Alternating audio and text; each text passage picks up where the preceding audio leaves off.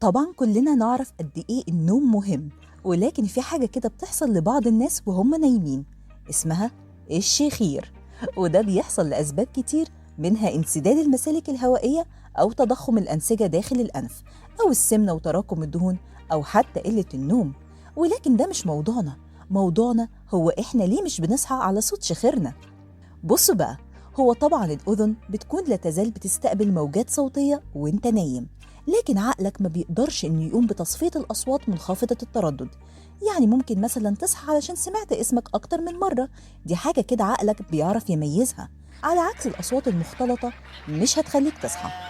يا ريت الفيديو يكون مفيد ليكم، ونشوفكم الفيديو الجاي. سلام.